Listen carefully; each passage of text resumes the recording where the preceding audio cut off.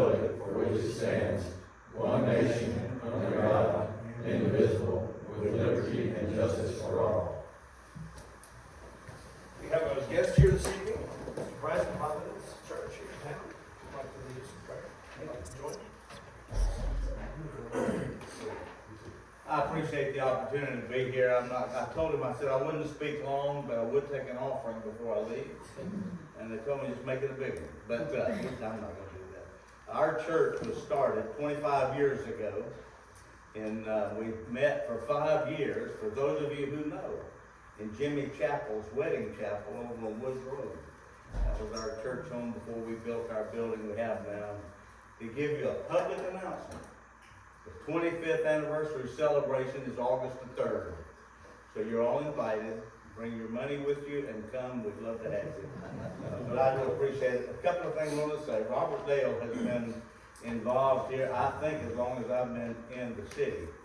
Almost. Is that right? Almost. Almost. And this guy right here is the longest running chief I think our city's ever had. I don't know what it's called, he's a crook or what, I don't know, but he stays right here, and I appreciate him. But I love Coopertown, I really do. Things that benefit Coopertown, we're for them, and we appreciate it so much, and I appreciate the opportunity. Let's pray together, okay? Our Heavenly Father, I thank you for our city that we have. Lord, I pray tonight as they meet to do business that is important, I pray that you would give our leaders wisdom tonight, that they would have above even their experience. And Lord, that the decisions would be right. Lord, you told us we need to pray for our leaders and all that are in authority, that we may lead a godly and peaceable life. So I pray for them tonight in this meeting. Bless our city, I pray, in Jesus' name. Amen. Thank you. Appreciate that. All right. Roll call, please. Vice Mayor Anderson? Here. Alderman Rundle? Here. Alderman Hayes? Here. Alderman Mason? Here. Mayor Smith? Here. All right. Next item is approval of the meeting minutes from the February 25th, 2025 regular meeting. It's item 4 in your packet.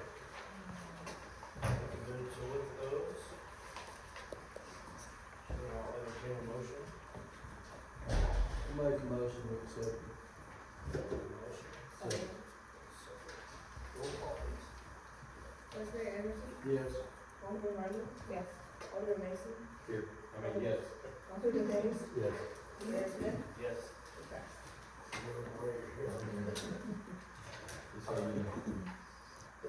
Okay. Now it's time for some public forum. And you got 3 minutes to speak. The first one on the list, and forgive me if I Raul Dowell? Raul. All right. I know you can't read my writing. Well, I know. All right. Like to speak? You state your name and address officially, please. Okay, my name is Rule Dallin. I live at 3046 Joe Dowden Road, up there at Coach Station, Tennessee. And I'm not much of a speaker. And I don't like to deal with young groups at all. And I don't like to complain a whole lot to people that live close to me or to groups. But I've got this neighbor, Terry and Rose Moore, that live right next door to me, that looks like they've started a junkyard there. There's so much stuff out there, tractors, lawnmowers, bush hogs, a bulldozer, campers, trucks, just all kind of junk.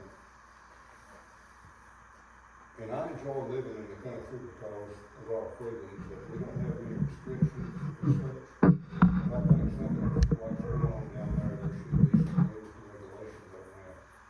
It's just uncalled for, it devaluates my property. I just like, I know Robert Dale's lives on this area, just like some of you other people right by in this area. If there's nothing on the books against something like this, I would like to see it entertained to draw up some kind of rules and regulations against folks doing stuff like this. And I've talked to him about it. He first come out there and I saw him bringing all this stuff in. He's a handyman, so I think he accumulates his stuff maybe to repair other people's stuff. You know, he parts I told him, I said, I don't care how many, I call them toys, I don't care how many toys you got, but I appreciate it if the ones you're not working on, you park on around the back there, so it would be visible from my property. He's got, I think it's 12, 13 acres, and you put all this stuff on it, and they just went in one year and out the other. Also, I don't know if there's any rules about how close you can park the road and leave your vehicle there, but he's got so much junk out front.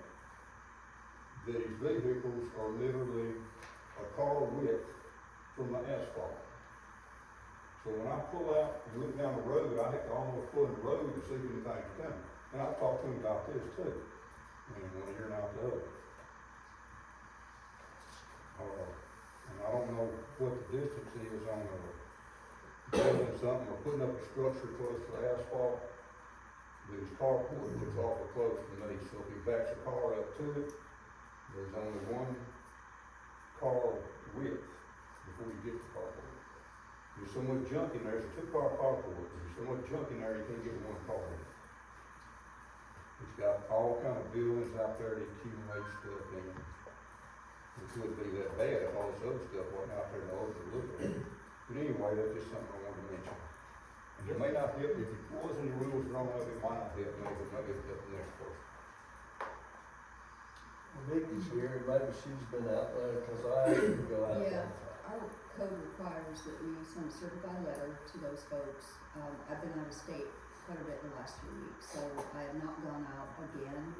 I was hoping a certified letter would come in last week. That is on my agenda to get out there and talk to him in person because I've not received anything back from him. Usually they'll sign for that certified letter and that initiates a phone call into City Hall.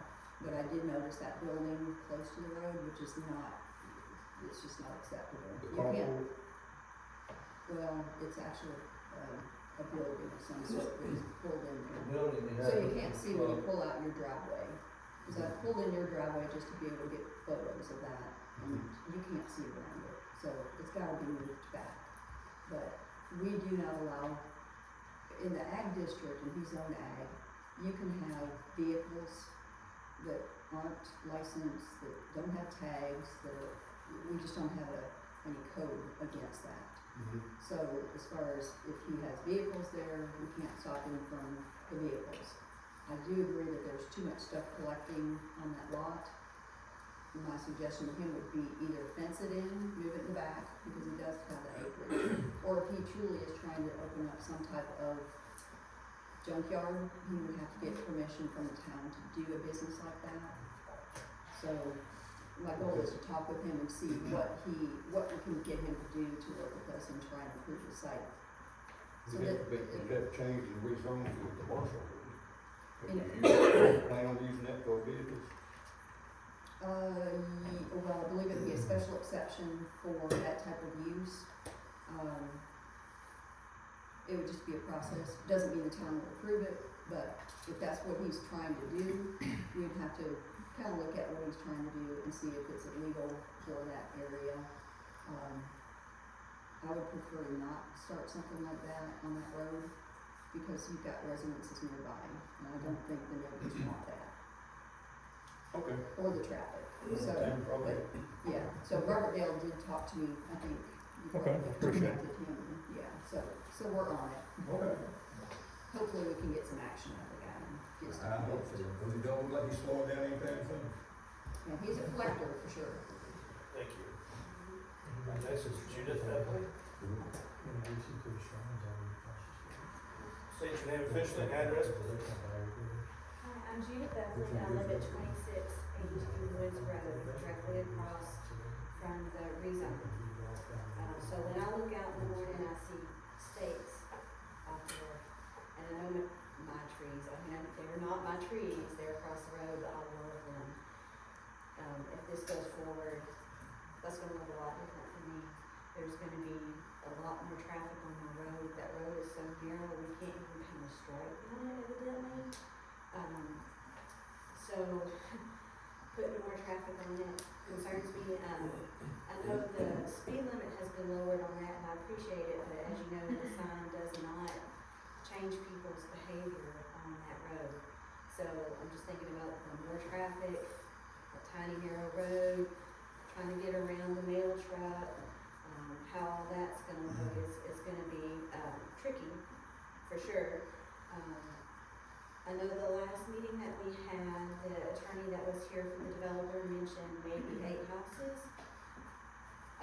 Just doing math, and I don't know the lay of the land, this may not be possible, but if you just add up the square footage of 15 acres and divide it by 40,000, that would be 16 houses that it would be rezoned to be able to put on that property.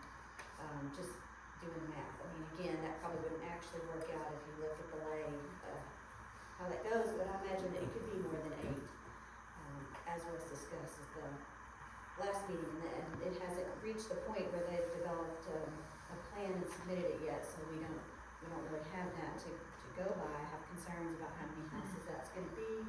They're supposed to, according to the last meeting, all be driveways out to the road, solo driveways. So that, they're not supposed to build a street through that 15 acres for those homes. They said they were gonna do driveways straight up to the road, so that's gonna significantly change things on Woods Road.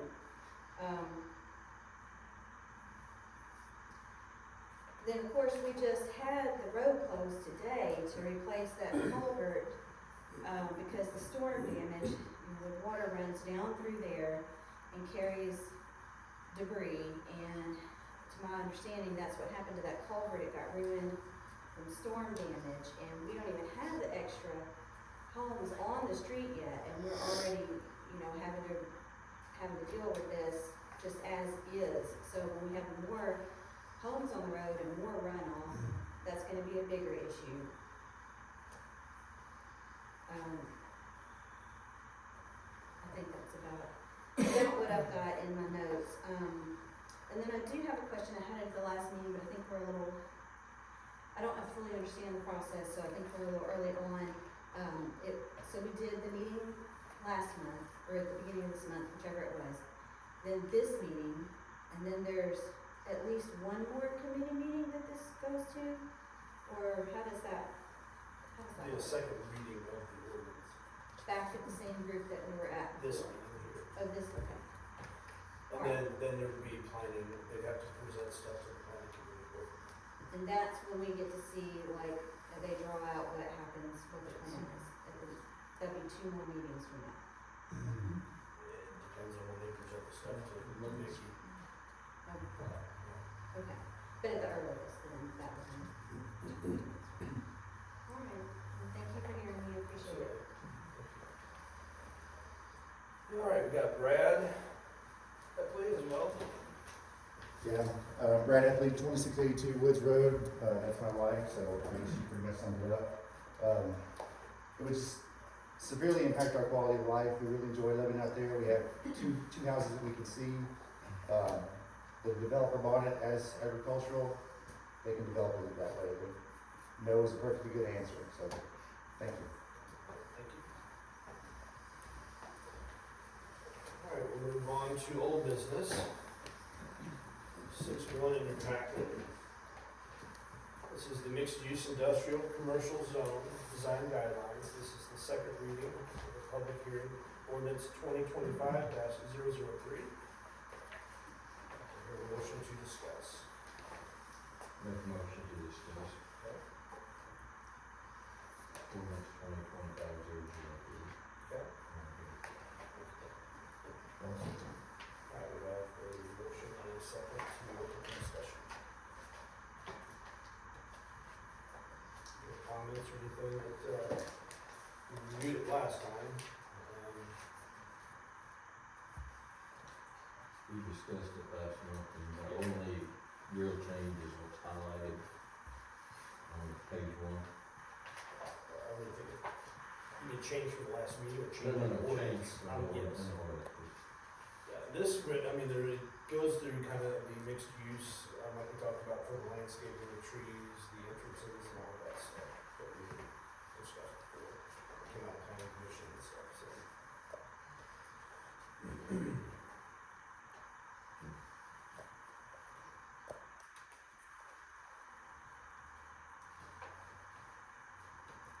discussion? No? Your motion? Make a motion to accept ordinance 2025-03. I'll second. Second. Roll please. Vice Mayor Anderson, Yes.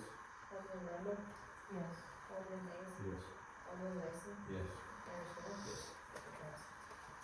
6.2 is the budget amendment, this is the budget amendment for fiscal year 24-25. It's the second reading, public hearing ordinance 2025-004. So, 6.2. Do I hear a motion to open for discussion?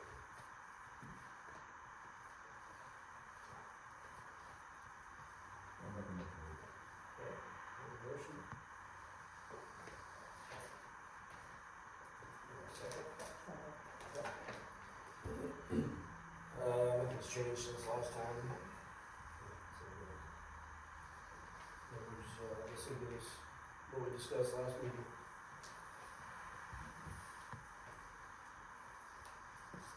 Any other comments or questions or anything?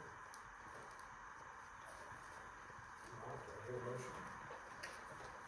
Motion to approve for 2025-004. Any motion? Second. Okay, second. Roll please. Alderman Mason, Yes. Alderman Rundle, Yes. Vice Mayor Anderson, Yes. Alderman Hayes, Yes. Mayor Smith. Yes.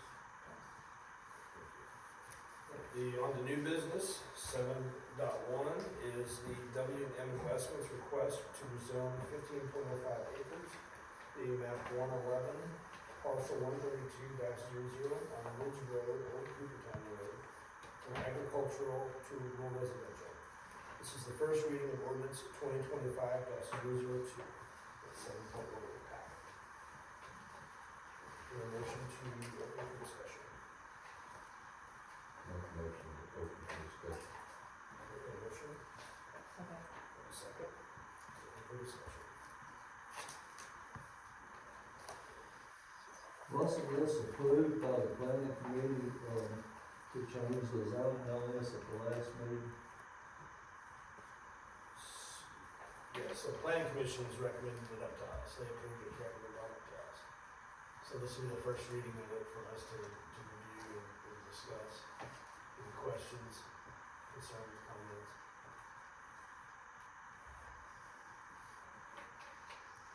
I tell you, I was pleasantly surprised when, the builder said they, and I understood to be 5 to 7 homes, it may be 8, but, and you are correct, that square footage is zoned the way that zone, they couldn't put 16 houses, if your math right, on the public schools, so we gotta rely on you. What bothers me is that it extends into the town city center that we just approved the map on, so it kind of blows the 20-year plan up. By putting houses. Was that approved? That's, that hasn't been done. And approved. Illustration 13 has been approved, correct? Yes. Not to, Now- Not by us, by the planning commission. Planning commission. not by us. It doesn't come to the board. It is not. That being said, the town center is not, my understanding is, it's not a requirement that it has to be. It is that's what the plan suggests it can be, it doesn't create the zone itself. So there could be houses there, so they choose to have. Alternatively, if someone owns a house there and they want to have a small commercial business, that allows that under that illustration. Did I get that correct? Yes, sir. That's the way I understand it. It doesn't say you can't build houses there, it just says you won't turn anything into commercial. It keeps the city from having a spot zone, which we don't spot zone. So that's why it kind of center was created. I mean, I would prefer, obviously, to have some commercial there if at all possible. That's not a requirement under this. I understand sign the street, but ask the question. Sure. With that many houses, how the builder gonna get sewer if they get that many houses on that? There's nobody else there, so that ground won't work for that many houses. Even that deal, I know because I own the biggest chunk next to it, and you dig a hole there and it'll fill up with water before you go overcome the water. A lot of that dam in there ain't number small, we're very attractive. Appreciate the comment. At the planning commission, there was a gentleman there that was talking about the park. It'd have to go through PERC, you'd have to go through the whole process, to see how many homes you can accommodate in there. Are you still looking at 7 to 9 houses? So since the planning commission meeting, we have finished the soil work. What we're looking at is 8 tracks. 6 of those that would front Woods Road, 2 of those would front Old Coopertown. All the preliminary soil mapping and everything is complete for 8 tracks. And if Yeah, I- the soul will only allow 8 tracks. Yeah. Yeah.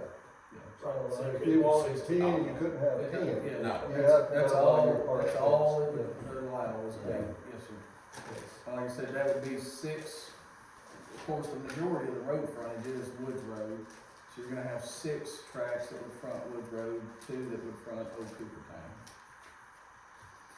And if I understand correctly, you'll have to have a primary septic system and a secondary septic Yes, system. that's already, for each of those tracks, they have enough square footage for a primary and a secondary.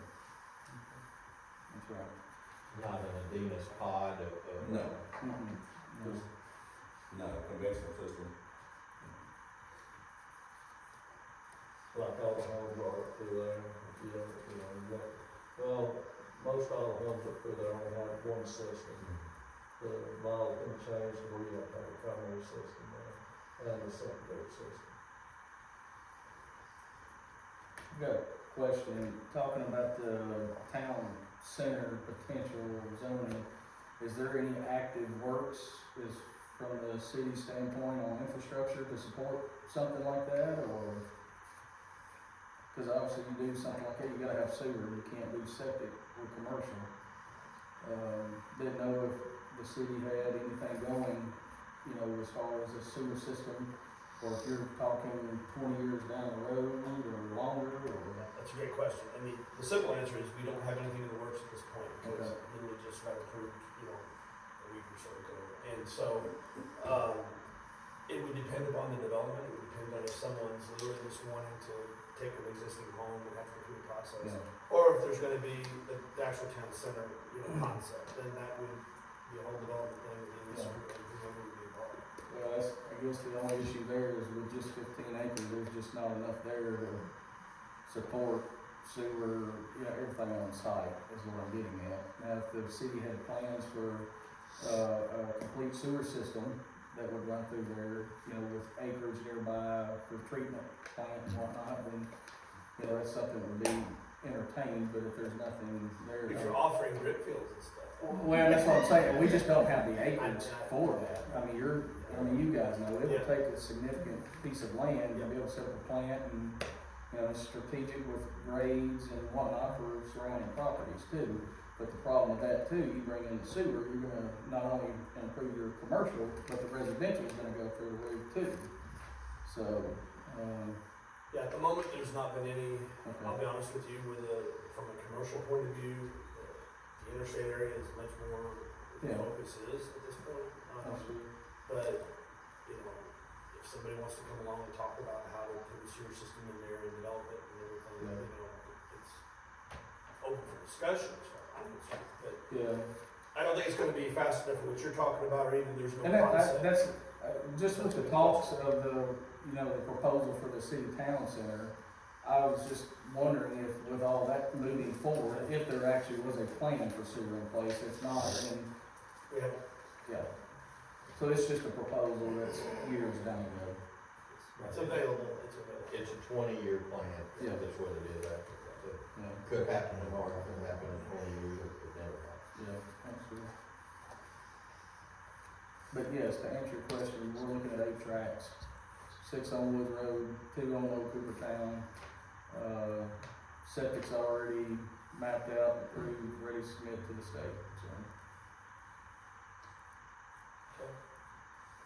So, looking at Woods Road, all the way all of that bank and all this down through there, y'all plan, I assume, maybe I shouldn't have asked this, but are you planning on cutting all that bank off and fix the ditches for it? We don't want to Down disturb the no road? more than what has to be disturbed. As far as the trees, we like trees as well as a buffer. So all that would be disturbed would be what has to be disturbed. The big thing that, you know, I don't know, I'm sure you guys know, but, with our research with the water, you know, that whole road is gonna get tore up here pretty soon. They're running a new water line right down the middle of the road. So, that's in the works to be going in here in the next year or so, from what I understood from City of Springfield.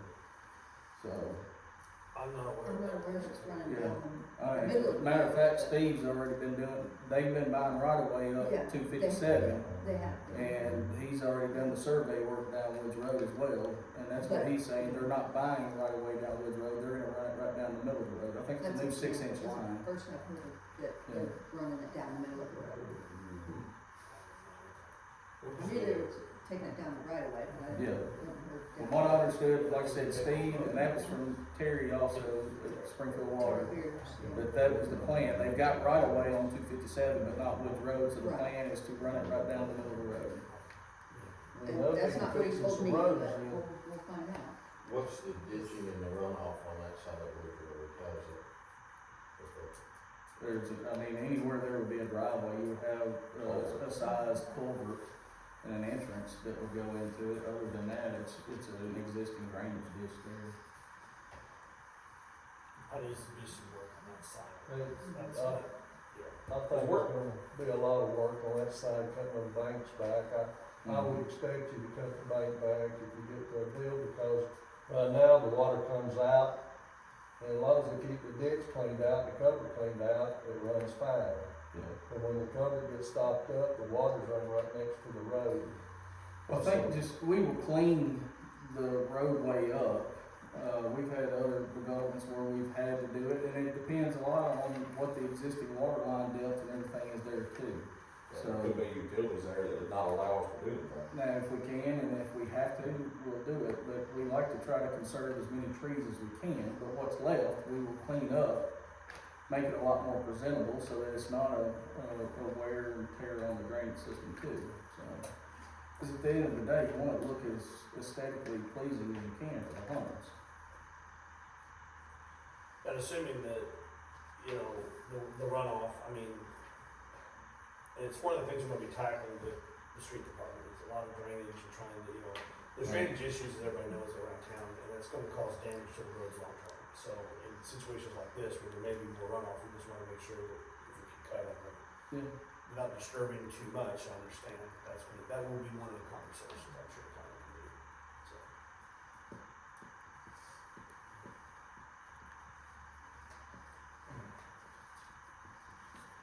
Any other questions, anything else you guys would like to add while you're I mean, that's pretty well, yeah, I mean, you know, of course, the properties are all of our other developments. You can see properties we've built, we've been in business for 25 years, and we're looking to add to the value of the area, not subtract from it, so.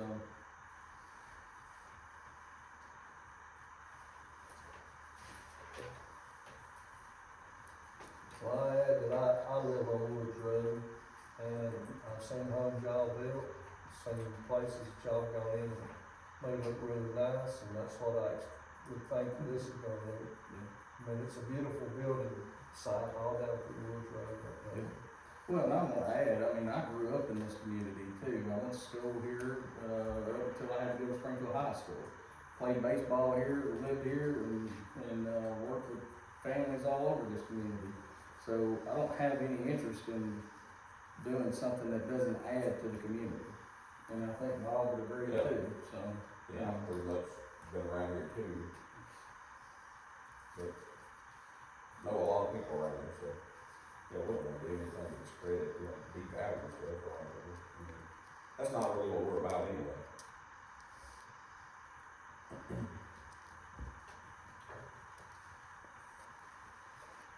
I mean, we could probably try and decrease, I mean, technically, we could go in there and put 2-bedroom houses and reduce all this stuff and put more houses on there, we probably could if we wanted to do that. Cause it's sold area, but we're trying to maximize, you know, the space for the lots to make it look good.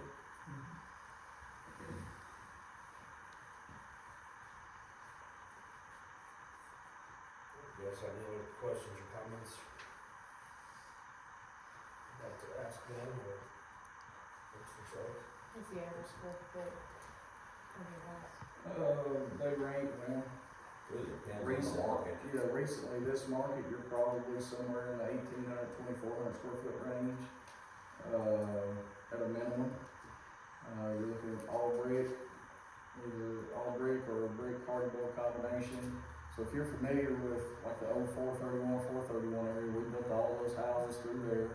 Westbrook out in Greenbrier, Briarwood and White House, we built a bunch in Greystone, and we've built homes everywhere. Hundreds. Like I said, so, I mean, we can send you wherever you need to look at our product. And that's the thing, we're not a volume builder, we're more of a custom builder. Got our houses on, County Farm Road, if anybody's been to the dump there lately. All the houses there that were just put on the right hand side, going to the dump, those were all those were good. Those would be about as small as what you'd have. Yeah. I think the smallest one there was about 1,900 square foot. And they'd be further apart, cause those houses are working close together. Mm-hmm. Yeah, there was really good soil there, so they were on the acre lots. Yeah. Yeah.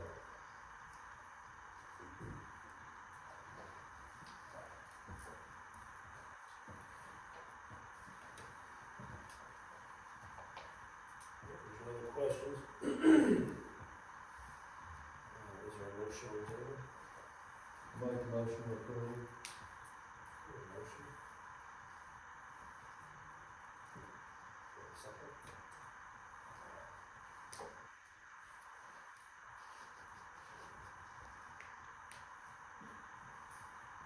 I'll make a second.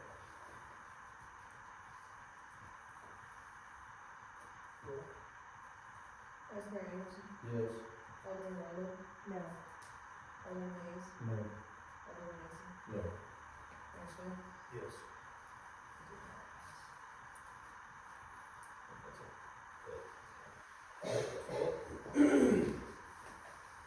Moving on to the reports. Your packet, in 8.1, you have the bank balance reports.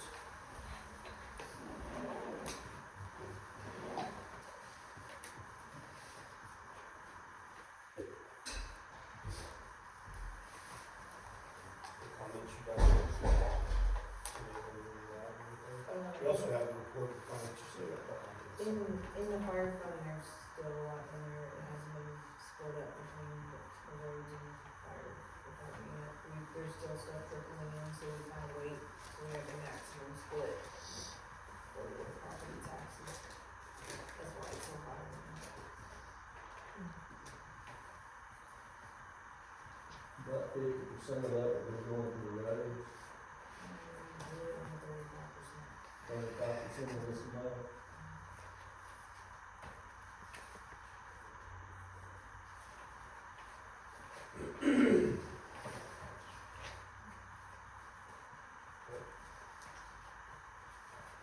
Any questions on the financial report? This is the right spot, so I apologize. Yeah. Is this where, did we move money to help them with his project? For the building? Yeah. It's already, this is just the bank balances, so this is. No, I know, it's not. So it- It's a side. It's there unless somebody doesn't want to use it. It's moving from one line item to another within the same fund. Right, I just wanted to, So, ask if yeah. that's been done. I was gonna do it all at once. If the amendment passed, then I can make it all. Got it, okay, So since the Sorry. amendment is passed, then it can be moved to the, correct, okay, so the funds all get. thanks, that's one of the questions, sorry, thank you. Alright, any other questions on that? Since there's an amendment, we need to vote on the amendment now. We did, We already we did. did on that, yeah, that's right. Alright. The CRS report, summary. You see it's hovering around 22K.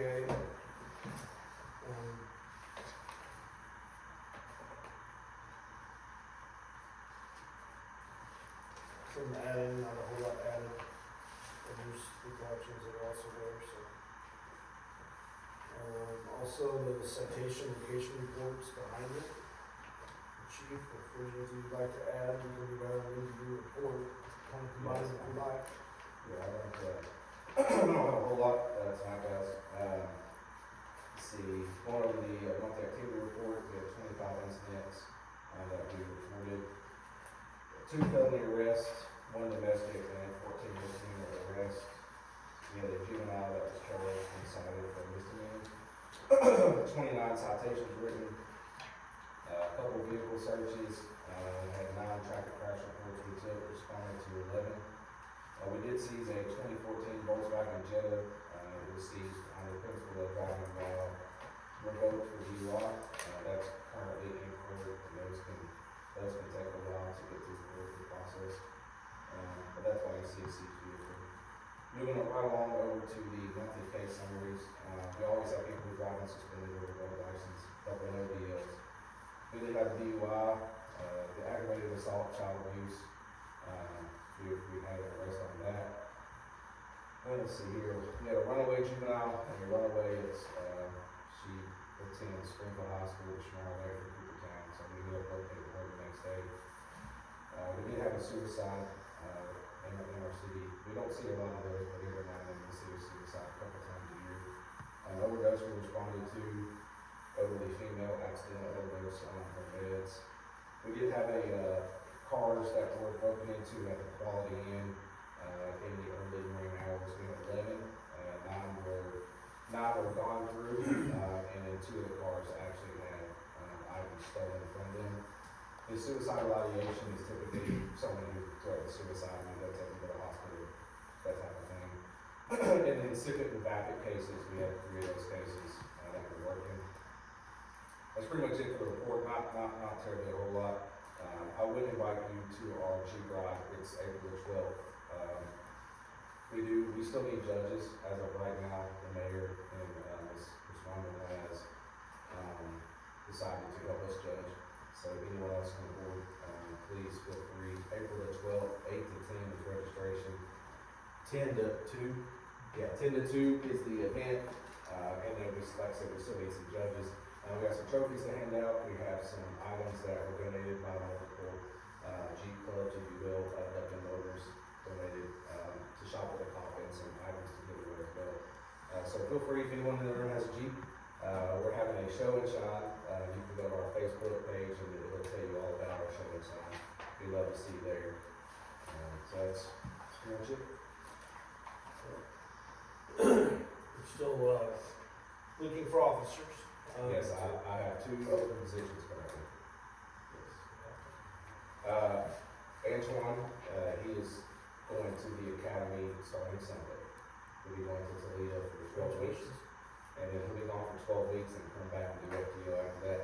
But he ships away Sunday, so. I know I asked you this question before, because I still see on the TLEA Facebook page, people are asking, does anybody in the departments that are hiring? They're got your post certification, looking for a place to go. Are we responding to them? We are, yeah. Sergeant Parker, who's sitting there, is very responsive on our social media. He also posts on the Toledo page and interacts with them. Some of them that contact us, we don't take part in that. But yes, we're very responsive to people who reach out to us and who fill out applications. Yes. If they still are post certified, that should tell you something. Yeah, absolutely. Yes, sir. Any questions for the chief? All right, street department. Still doing it. Still doing it. trying to work on ditching and grading and whatever else comes up along the way. Woods Road, back open now, today. Still got some work to do in that, rip wrap and some concrete, and hold the buttress in. But other than that, it's not all there. That'll be the week away for it. So we met last week, the first kickoff of the infrastructure steering committee. Y'all were there. It was a good kickoff meeting. Starting to work on developing a plan of action, or, the long term, how to work on the roads. Drainage issues are gonna be one of the kind of upfront things that we discuss and talk about, because of the fact that causes a lot of damage to our roads, shortens the life of our infrastructure. So, funding issues are gonna be an issue, that'll be a topic of conversation over the next year and a half as well, but, that's now in the way, so, you'll hear more and more about that as well. I am gonna bounce over the salt room, and let's just talk about that a second. So, we talked about that last month. I had a call come in from a citizen to me that they thought maybe the state would, share their salt with the other state. And so they talked with Representative Kumar, and I had a meeting with him week before last as well. We got in his office in Nashville and talked about that among other things. And the state is not gonna be able to share salt with us. That's basically what we do it for us, I have to do it for other counties. Maybe they did do it at one time, and times may have been different, but he's gonna try to approach it again, but he does not see that's gonna happen. So I have really no hope that we're gonna get any help from the state on the salt field, but the other state and access to it. So we're kind of back to where we started, which, really doesn't require a vote, because we have the money in the budget and the funds for that. But I at least wanted to bring it to you guys' attention to talk about, and just say, hey, this is something that we kind of talked about the math and things through that as well. So we'll proceed to move forward with it, and kind of get it going in the stages that we talked about. Kind of go from there, so. But I wanted to bring it to you, at least try to talk with Kumar at the state level, see if there was any help there. I don't think that's good. I didn't even know the state would do that. I didn't think they would, but it was trying to talk about it. I didn't mean to hijack your. I'm sorry.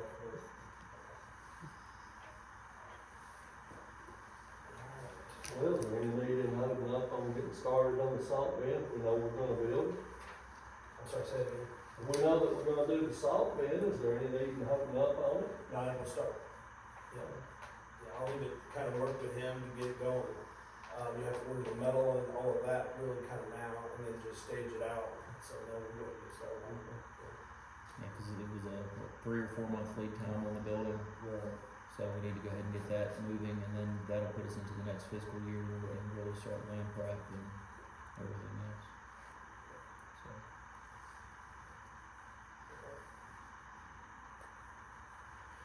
All right, and back to Pleasant View Fire Department reports in there.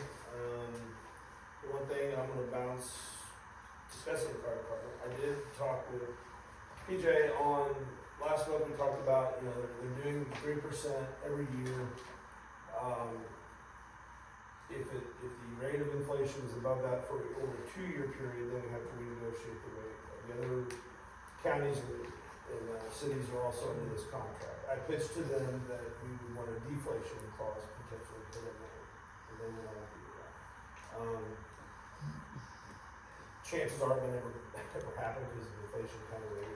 They're not going to agree to that. If we want to pursue that, push that, they would do a 1-year contract back with us. Then we would be subject to renegotiating rates every year. I would prefer to go ahead and lock it into the fixed increase, because you do have a 2-year window before it jumps. You also, if down the road, the town ever wanted to do a fire department, you can get, those out with the contract, obviously. And if we build buildings and do things on our own, we own those now. This one would be obviously subject to the old agreement, but we need to do stuff with the IRS if we ever decided to do it, wanted to do it that way. I'm not implying that we want to start a fire department at this point, but I'm just saying that there's some flexibility in there, and I think we also have some stability in the fee increases, even though nobody likes a 8% increase, but. That's your safety net, really. It is your safety net, and if it jumps 5% one year, you're not gonna capture that 5%, it has to maintain that. If it drops back, no harm, no foul. I think this was, that's planned. So, unless you guys have any different opinions, I'm going to proceed to go ahead and get that executed and done. So, do I need to do it like this? 20 days,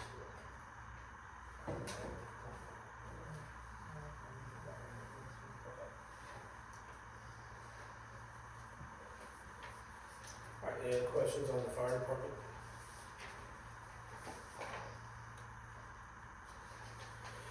Alright, now we'll move on to comments from Alderman. The city attorney is not here, there's no comments from him.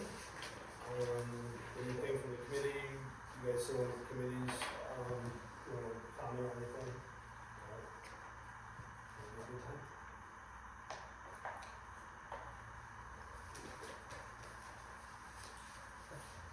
I would like to bring up, during our finance committee, the auditor made the comment that we have all these individual accounts, and his suggestion was to condense to a more efficient way, especially for Miss Emily to keep and balance the books. I think as the board would like to revisit that so that it can become a better, streamlined, and efficient based on the auditor's recommendations. Did we just condense this? We talked about it last year, when I did the report, we talked about that, we talked about, I think, the interest rate accounts and different things. I think you did. The issue is, we need to, there's probably 2 or 3 on there, I think, that we could condense back a little bit. And we need to, I don't need to see there's not to do it, we need to vote on that to do that. Is that something? I'll check with them if there has to be a resolution or ordinance, but then I'll just bring it before you, just like you open an account, you have to have an ordinance to do that, we'll have to probably do that to close or move the account into one ten is basically what's happening. And the other issue would be if you wanna address the interest on the accounts and trying to get. Correct, because you have all these individual accounts, and so if you roll it up into the general fund like most operating cities have, then now you're maximizing the potential, which you might be able to accumulate and out. The second thing that was brought up that I think that I'd like to invite to the next board, if possible, is to talk about the other avenues of accruing interest. So. That's it, the suggestion was, and it's been one, and Emily and I talked about this prior to the election, about, we were presented that you could do some investments, but they were kind of staggered, in T-bills and treasuries. We tabled it at that time because of a potential change in administration and things like that. So, my opinion of those are, now the auditor has presented another option where the state of Tennessee has some funds that they kind of work with banks and their higher interest rate earning accounts that you can move money in and out pretty easy. Versus where you gotta layer them and you may have to time if you need the money for something, you have to wait and things like that. Now we have a pretty consistent money flow, so I don't think that would necessarily be the issue, but I think having a money market type scenario on some of these funds, I think may make more sense. So that's something the auditor, and we may invite him as well, as the chairman of the finance committee, to come in and just talk to us about that and give us some insight on that. If you guys are okay with that, but I think that would be something we need to kind of in this fiscal year, or even get through the budget, because that'll be one of my topics for the coming up. But If we've got that kind of money to stick in a money market fund, is that what you're talking about? Why can't we use it to build roads and repay roads? well, that money is sitting in the general fund. It's the amount that's on your report here. To allocate it to roads, that would require If we do it this fiscal year, it'd have to be a budget amendment. What's the dollar figure that we're required by the state to keep it on there? 30 business months to operate if we had no more income coming in. Okay. I can see putting 36 months in trust or whatever, but I can't see putting rest of the in there. But just my opinion. That 36 months we're not gonna touch. It's gonna sit there. The other one's gonna go in there. Well, we had this, money sitting there where it could draw interest anyway to begin with. It does, but it's not a high interest rate account. So there is interest coming in, but it's not high, it's not a high interest rate account. If the state of Tennessee can help keep it a little higher. So, what is high? 2% more, 3%? Well, it's probably, again, I don't know the rates because they do fluctuate and change. I don't know if you have that website, was it 4% the other day? I Yeah, it's think? like 4.3 or Yeah. 4% versus, less than a percent for everyone. Yeah. So you figure 1% plus or minus, and then it's 4% plus or minus, so it's worth entertaining. Back to your question about putting it roads, you know, you can take half of the money and put it in there, and you're gonna get probably 2.5 miles, maybe 3 miles, which is not, I'm not saying you shouldn't do that, but, that's not gonna fix a long-term problem. It'll help fix a short-term problem. Drainage is where we need to focus on, which we have some funds for that. The long-term problem is gonna require more than that, but if that's what everyone chooses to want to entertain, we can do that, but I think that will be a Band-Aid on the long-term problem.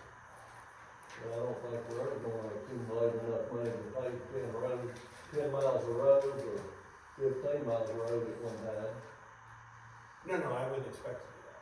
But you have to get the funding mechanisms to pay 3 to 4 miles consistently at least a year to get over a long-term hurdle, which you have to do, plus any drainage issues and things like that. So, yeah, you might buy 1 year with it if you wanted to do that, but there could be an emergency too, just like we had talking about, the ditch issue here where maybe $100,000 fix, that can happen very quickly, so I don't want to short-term this either, so.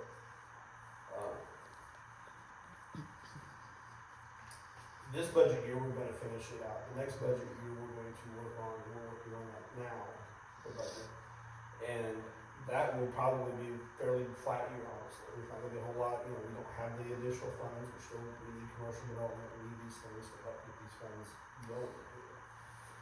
So that we don't have to put them in money and try to, because what I don't wanna do long-term is, one of the things that was talked about in the audit, when the audit was here last month, these fund balances, which you see on here, that's cash, but these fund balances every year they go up and down. It's basically the residual over the years of what the town has been able to accumulate.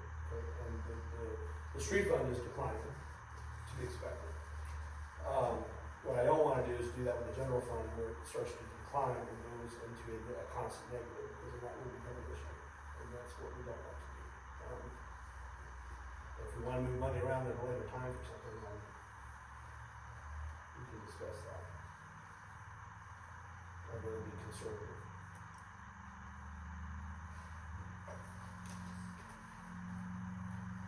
I hijacked what you're saying, so I apologize.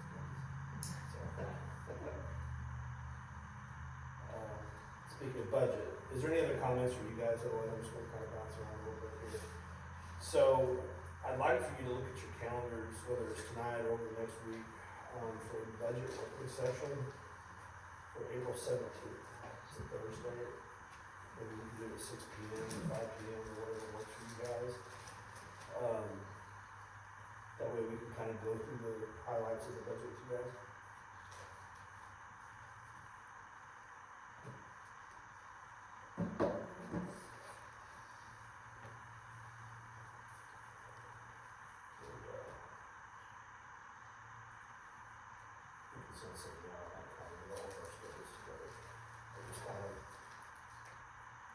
Bear that in mind if we can kind of get that scheduled. Because we'll have a reading after that, obviously, that we'll have to approve, and then separately we can do it for final. So a little bit of time in case there's any issues. Couple other things on my list. Check with T-Deck, landfill is still active, that has gone away since last meeting. There's some papers in and filed to terminate that permit, so it's still active. The one thing that you guys have in your packets, and there's some little slips out there as well, we are going to explore and petition to get a zip code for the town. I have contacted the Pleasant postmaster, and she is helping me see who we can discuss this with in Nashville, and I want to do the best that we can and be aggressive to get our zip code. There's reasons for it, it's not just getting the mail, and you'll hear complaints about, well, I gotta change everything if this passes, so I have an address, and that will be somewhat of an inconvenience. However, one of the biggest issues that I see with this is, we don't know what tax revenue we're not getting, because tax revenues are, for example, a couple of areas here. Amazon, we all get Amazon dropped to our house. That sales tax is paid by zip code. Now, I looked at the reports and I see stuff on there, it appears we're getting Amazon, all these other drop ships, we're getting revenue. But I don't know what we don't get. I would have no idea because it goes to a different county. Same with the census. The census is also accumulated by zip codes and towns and things like that. So obviously we know what our population is, what we think it is, but that doesn't mean that we are getting it, because the state allocates money based on population, same as the federal government. So, you know, we're pushing 4,700 people, before long we'll get 5,000 people. You know, from the research I've looked at, Pleasant View is the fastest growing, between Pleasant View, Springfield, Greenbrier, Cedar Hill, and us. Pleasant View's, as a percentage, is growing the fastest. We're second. And then you've got Springfield, Greenbrier, and Cedar Hill, not really getting a lot of growth. According to the data. Now that's postal zip codes. Now, again, maybe there's some confusion with postal zip code. So all I'm saying is, we're big enough, we need a zip code. And it also helps for businesses. You know, businesses don't know where they're located.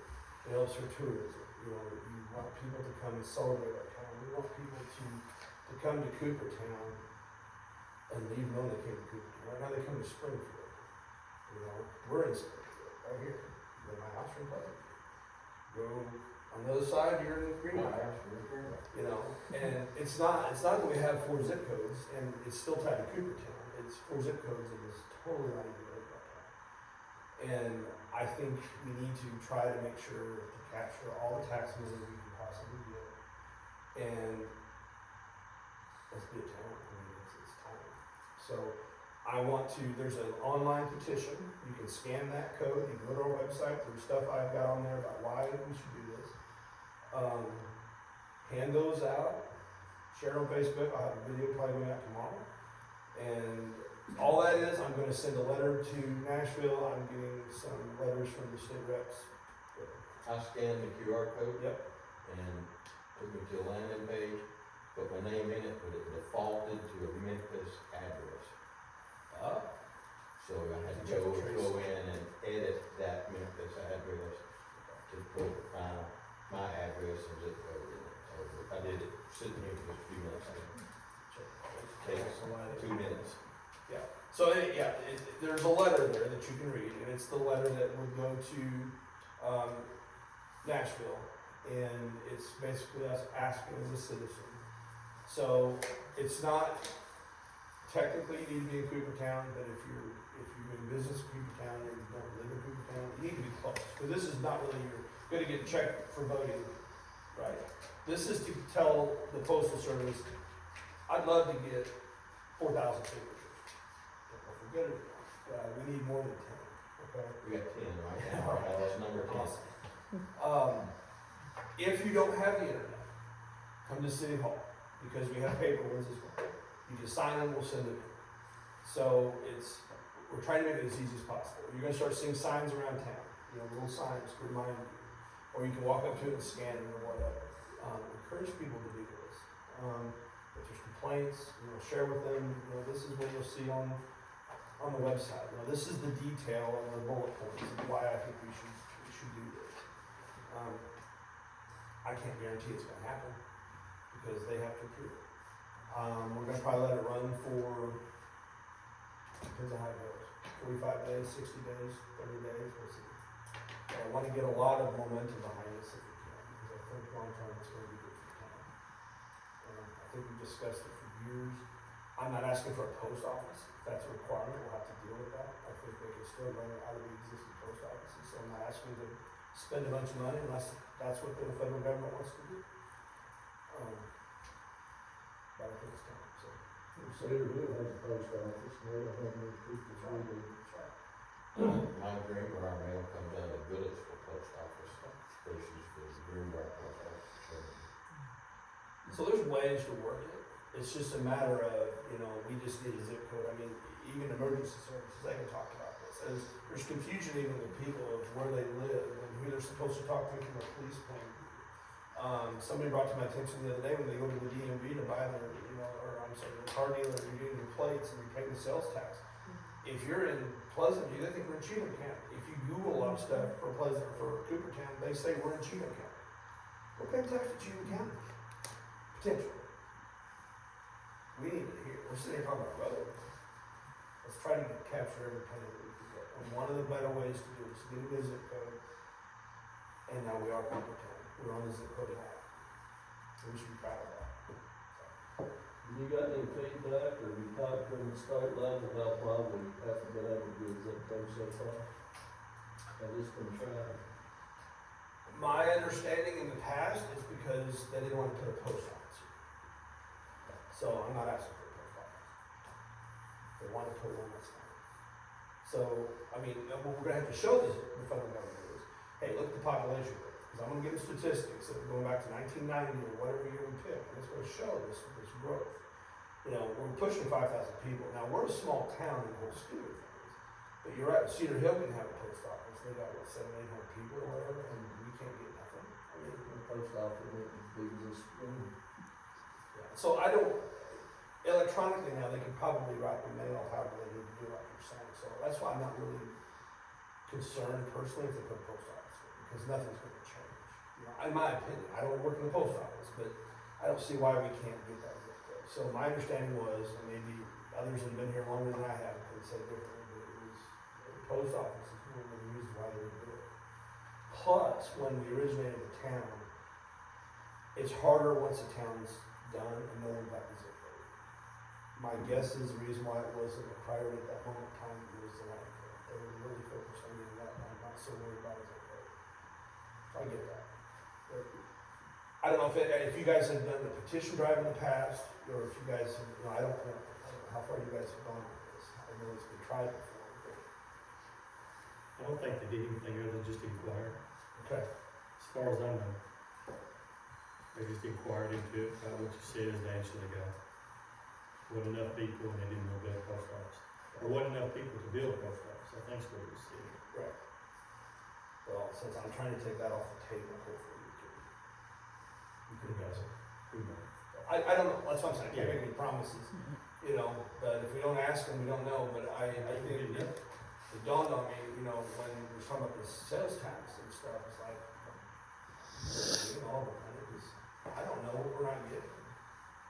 Because, somebody could be, it's all electronic, it's done by zip code, even though, somebody could just miss it and it triggers, it's Pleasant, so maybe Pleasant, maybe Springfield. We wouldn't know because I don't have access to their tax rolls. So it's more of, even if, let's say we're getting 100% of everything, that's great. But now we're sure, and especially on a federal census, if you live in Coopertown, now you are in Coopertown, and that is what drives the state share revenue, is based on population. And can I add to it? Yeah, absolutely. It directly affects grants and how we get grant money from the feds. We are not our own city, so when they pull stats, they pull Greenbrier, Cedar Hill, Springfield, Pleasantview. So getting grants is very difficult and challenging, not being our own zip code, because all the feds care about is that zip code. So all of our stats are not correct that we have to send, because we have to base it on zip code. So if we had our own zip code, we would have more accurate stats to possibly get more grant funding.